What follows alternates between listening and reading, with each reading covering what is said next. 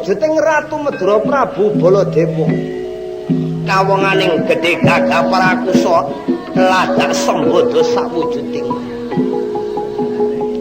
manutur gwayaning ngadeg tejaning kaya denapi tatik kaya dewengku dayaning kuwu kadhep ingkang paman Pati Arya Gantarpati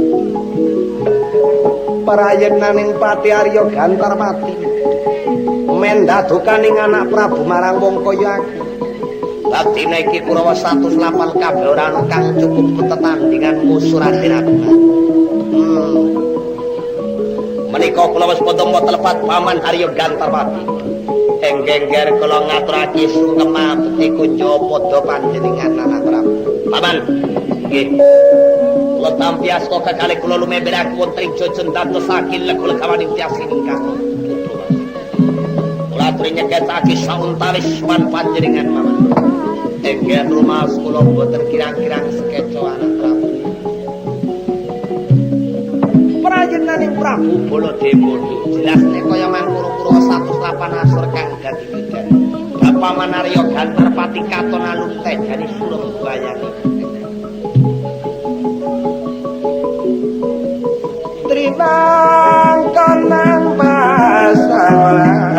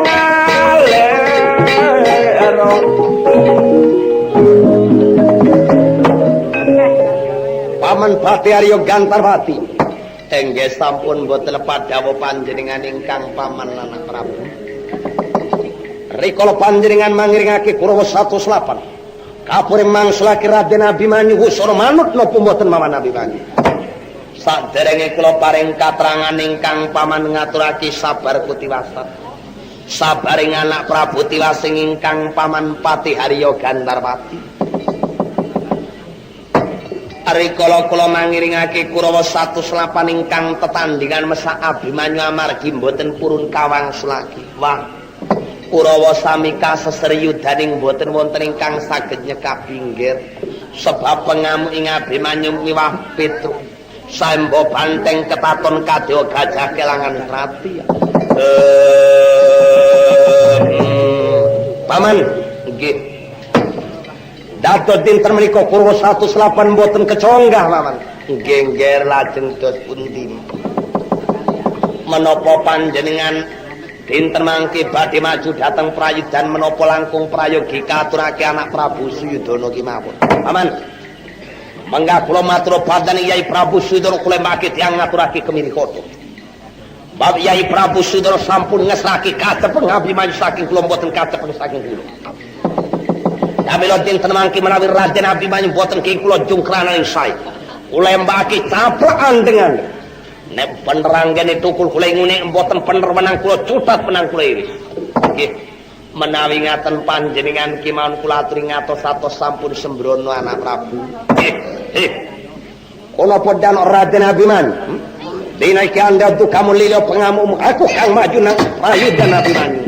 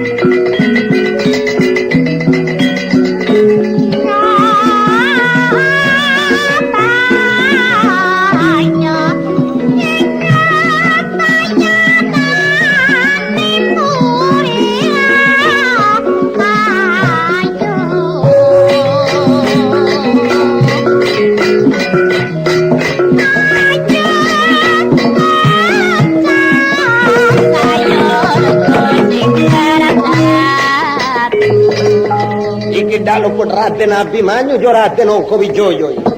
Wolere dawuh panjenengan ingkang putra Raden Abimanyu.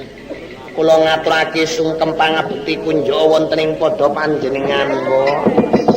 Abimanyu, nggih. Saliram kaorak usah katik ngaturake sungkem pangabekti. Sebab dina iki saliramu dak ngwongno pun Ratu Madura Prabu Balara. Saliram tanggem gawe sembarangan marang Purwa Prabu Balara. Lho kok saged ngaten menika dos pundi wo? Titi Sendari iki oleh mbiyoto nang negara Ngastina kuwi bali. Rikala Lesmana Mandra kumula dadi kemanten. Sik durung oleh sepasar iku Titi Sendari wis bali. Kok sakniki suwene wis meono sesasi. Saliramu kait njojol Titi Sendari. Lho iki nak tak anggap wong ilas-ilas tembung lami Samudana gelar paekan Poncondriya. Menawa Titi Sendari ku nang saliramu ku dak patut njojol Titi Sendari. Lho iki nak tak anggap wong ilas-ilas tembung lami Samudana gelar paekan Poncondriya.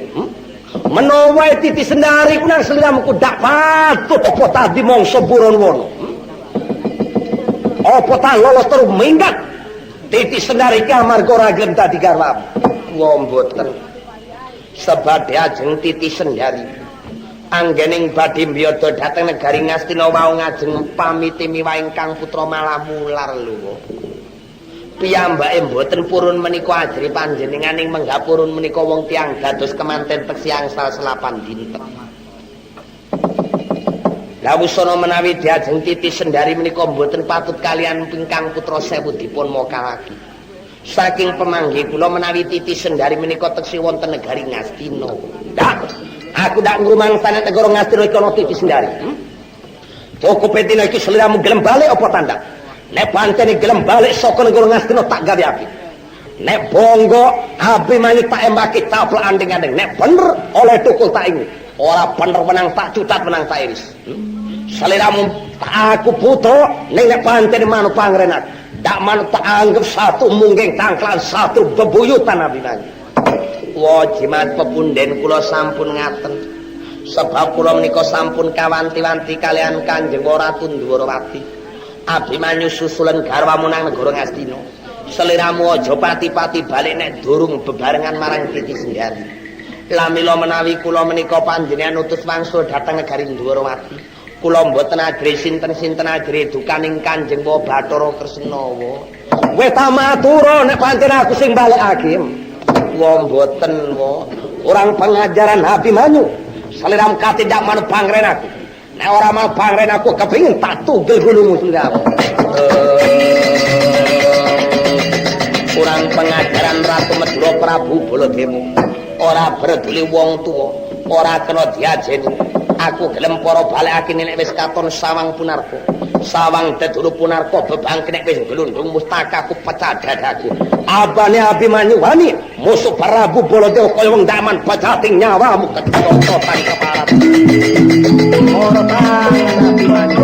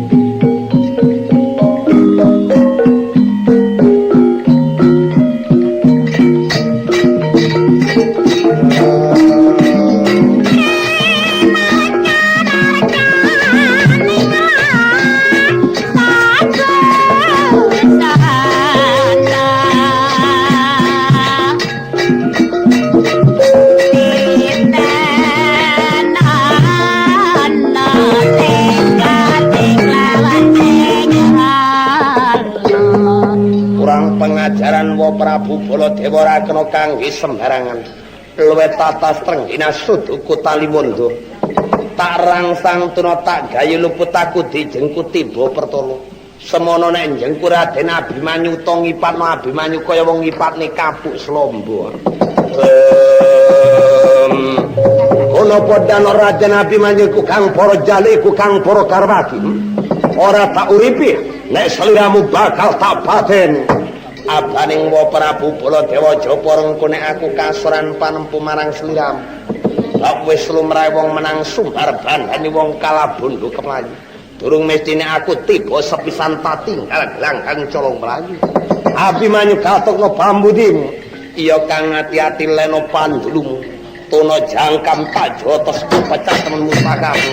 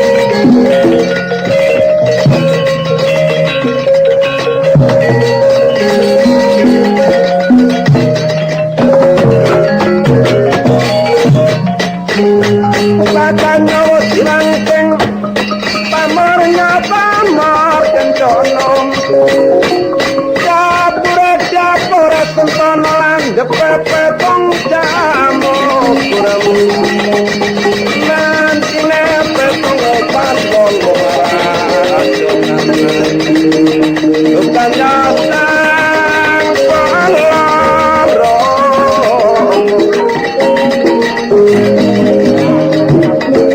orang pengajaran Abimanyu mengkirik nubung gantu ulum meringis aku mewarat wisiu. Ayo wa Prabu Baladewa katong pambutimu. Kang hati-hati tata pai gaman kaki ning golok dadi Prabu temen Abimanyu.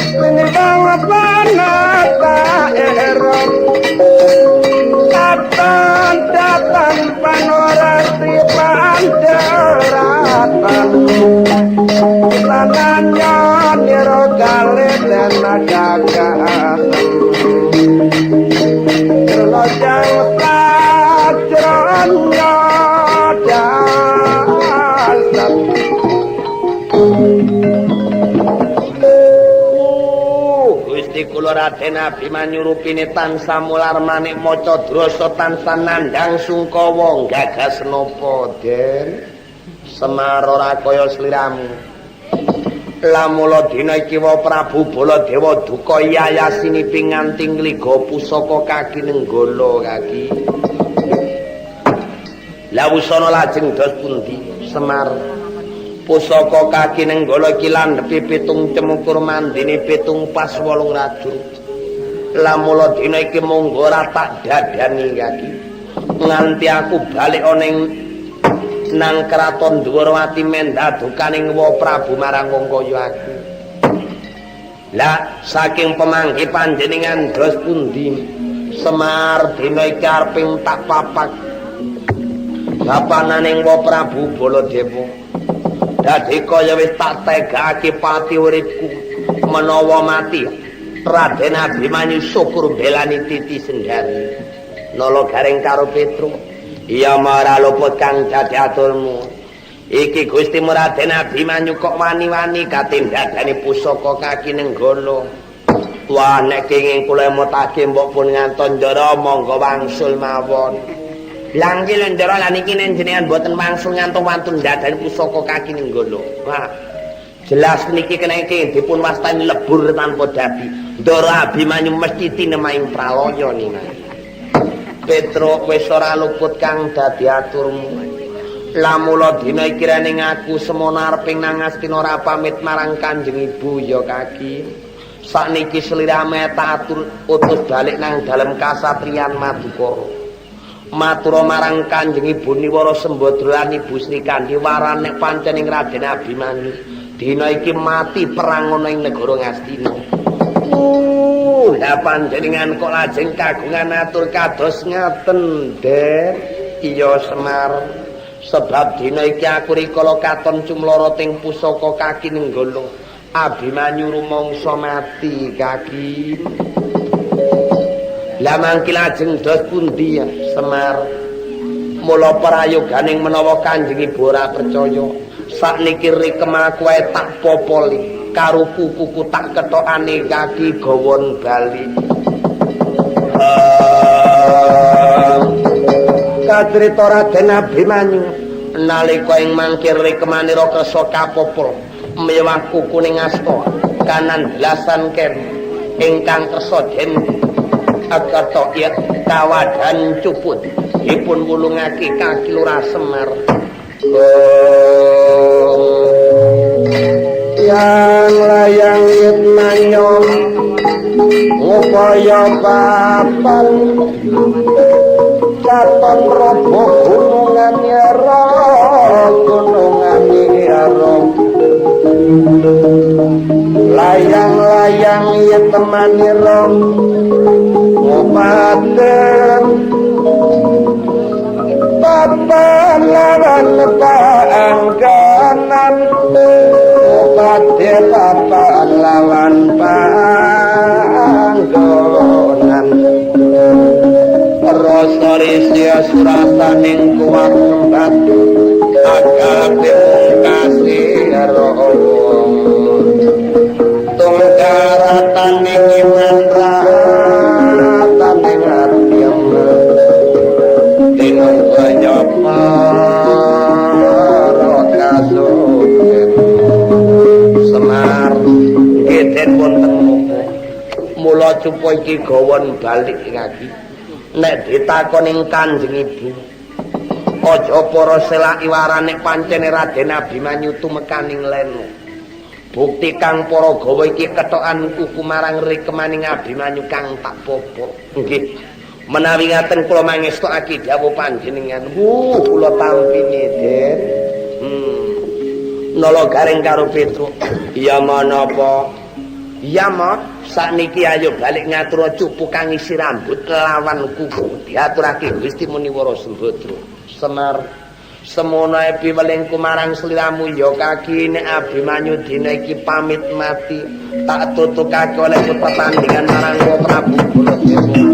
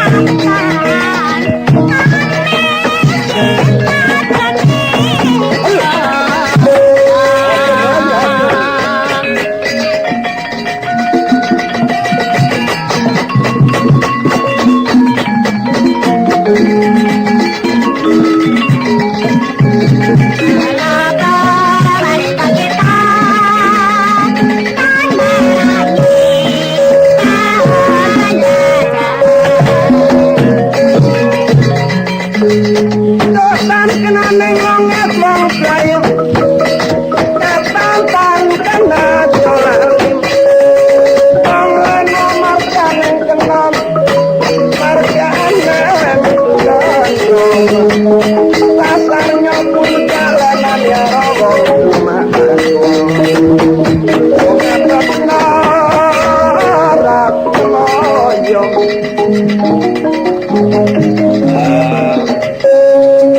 Abimanyu ojo kate melayu mati temen keparot Raden Abimanyu